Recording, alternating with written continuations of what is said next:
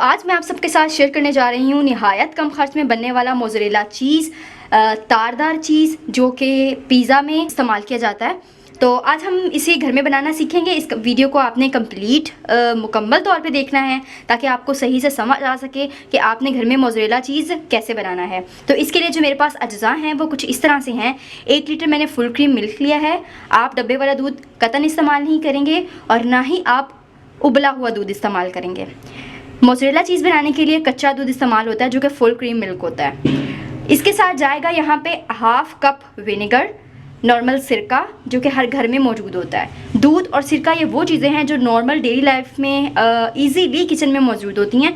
तो हम इनसे जो है वो मज़ेदार सा चीज़ बनाएंगे। तो चलिए आइए चीज़ बनाना स्टार्ट करते हैं। अब एक पतीली ली है, इसमें चूल्हा ऑन करेंगे और साथ ही हम दूध ऐड कर देंगे। बिस्मिल्लाहिर्रहमानिर्रहीम।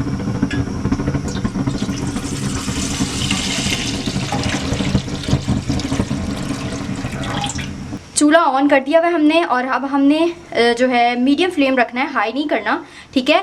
दूध को बॉईल बिल्कुल नहीं करना और ना ही दूध को तेज़ गर्म करना है। आपने बिल्कुल दूध के सर पे खड़े रहना है और मतवातर चम्मच हिलाते रहना है। दूध इतना गर्म होना चाहिए कि आप जब उसके अंदर उंगली डालें तो आपकी उंगली ना तो ज़्यादा जले और ना ही ये ज़्यादा ठंडा हो। अब आपने फिंगर ऐड करनी है दूध में। ये देखिए मैं उंगली डाल रही हूँ और दूध जो है वो बिल्कुल नॉर्मल गर्म है। ये इतना गर्म होना चाहिए जितना कि हम दही जमाने के लिए, दही का जाग लगाने के लिए गर्म रखते हैं ना, उतना।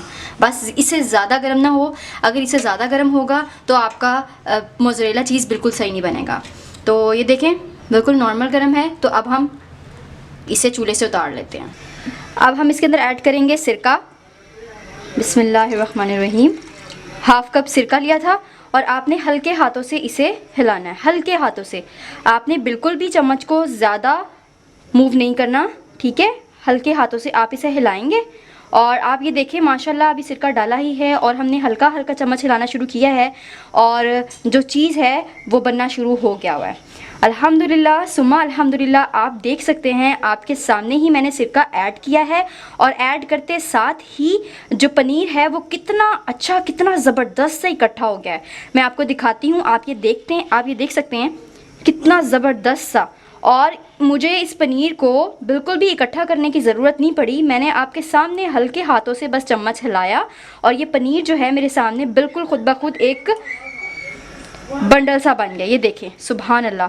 और पनीर कितना ज़बरदस्त बना है, बिल्कुल दानेदार नहीं है, आप देख सकते हैं। और मैंने इसको बस इस तरीके से ही चम्मच से ही इसमें इकट्ठा कर लिया है। अब पनीर को इस बर्तन में से निकालना है, दोनों हाथों में लेना है और अच्छे से दबाना है ताकि इसका जो पानी है एक्स्ट्रा जो इसके अंदर है वो निकले। पानी निकलना बहुत ज़रूरी है क्योंकि पानी निकलेगा तो ही इसका टेस्ट जो है वो अच्छा आएगा, सिरके का टेस्ट नहीं रहेगा। आपने इन तमाम चीज़ों को बगौर देखना है और अप्लाई करना है जब आप खुद मोज़रेला चीज़ घर पे बना रहे हैं। तो अब आप एक पतीला ले लेंगे, उसके अंदर पानी डालेंगे और पानी इतना गर्म हो कि आपका हाथ जो है वो आसानी से टच कर जाए पानी को, ज़्यादा गर्म ना हो, हाथ जल जाएगा। अब इसके अंदर डालेंगे हम 1 टेबल स्पून नमक। नमक का इस्तेमाल इसलिए कर रही हूँ क्योंकि हमने दूध में सिरके का इस्तेमाल किया था। तो हम नहीं चाहते कि जो मोज़रेला चीज़ है, जो चीज़ बनकर तैयार हो, उसमें सिरके का एसेंस हो या टेस्ट हो। तो उसके टेस्ट को हटाने के लिए नमक डालना बहुत ज़रूरी है। नमक डालेंगे और इसको हम हल्के हाथों से हिलाएंगे ताकि नमक जो है वो बिल्कुल डिज़ोल्व हो जाए पानी में।